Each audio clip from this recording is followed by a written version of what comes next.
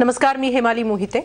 शाळेतून तिच्या अभिनयाला सुरुवात झाली। रायगडला जेव्हा जाग येते या व्यावसायिक नाटकातून तिने या अभिनय क्षेत्रात उडी मारली। त्यानंतर बंध रेशमाचे शेजारी शेजारी या मालिकेतून ती घराघरात पोहोचली। पण फक्त मालिका करून साचेबद्ध अभिनयात अडकून राहायचं नाही असा विचार करून तिने सिनेमांमध्येही काम करायला सुरुवात केली। बालक पालक हा तिचा गाजलेला सिनेमा। शाळेत असतानाच या क्षेत्रात नशीब आजमावायचा असा दृढ निश्चय तिने केला आणि मग मागे वळून कधी पाहिलंच नाही। आता मधु इथे अन चंद्र तिथे या सिनेमातून ती आपल्या भेटीला येते।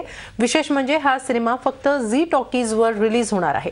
तिच्या या आणि अशा अनेक प्रोजेक्ट विषयी आपण आज तिच्याशी गप्पा मारणार आहोत। शाश्वती, झी 24 तासच्या स्टुडिओमध्ये सर्वप्रथम तुझं खूप खूप स्वागत आहे। तुझ्याकडून आम्हाला बऱ्याच गप्पा ऐकायच्या आहेत, पण त्याचबरोबर काही बातम्याही ऐकायच्या आहेत आम्हाला तुझ्याकडून।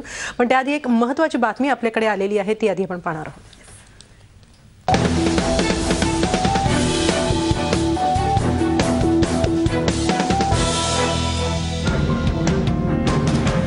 ठाण्यातून आता मुंबई गाठणाऱ्या प्रवाशांसाठी एक मोठी खुशखबर आहे। वडाळा, घाटकोपर, ठाणे, कासार, वडवली या मेट्रो कॉरिडॉरच्या प्रोजेक्ट रिपोर्टला मुख्यमंत्र्यांनी MMRDAच्या माध्यमातून मंजुरी दिली आहे। दिल्ली मेट्रो रेल कॉर्पोरेशनने हा 32 किलोमीटरच्या मार्गाचा आराखडा तयार केला होता। या मार्गावर 32 स्टेशन्स असणार आहेत। 14,549 कोटी रुपये खर्च या प्रकल्पाला येणार आहे। 2021 पर्यंत हा प्रकल्प पूर्ण करण्याचं उद्दिष्ट ठेवण्यात आले।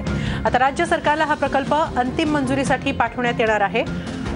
भक्ती पार्क मधून सुरू होणाऱ्या या मेट्रो मार्गाचं अखेरचं स्टेशन कासार वडवली इथे असेल, तर ओवळा इथं कार डेपोसाठी 30 हेक्टर जागा निश्चित करण्यात आली आहे। या संदर्भात आपण अधिक माहिती घेऊया आमचे प्रतिनिधी अमित जोशी यांच्याकडून। अमित, मेट्रो 4 प्रकल्पाला मंजुरी मिळालेली आहे, किती महत्त्वाचा आहे हा प्रकल्प?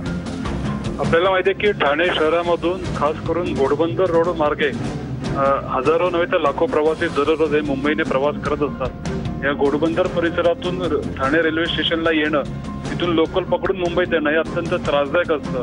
त्याच्यामुळे ठाणे या मेट्रोच्या निमित्ताने ठाणे ते मुंबई दरम्यान थेट मेट्रो सेवा आता उपलब्ध होणार आहे। मुंबई आणि ठाणे ही 2 शहरं आता मेट्रोने जोडली जाणार आहेत। आणि विशेष महत्त्वाचं म्हणजे हा संपूर्ण मार्ग 32 किलोमीटरचा उन्नत असेल, म्हणजे इलिव्हेटेड असेल।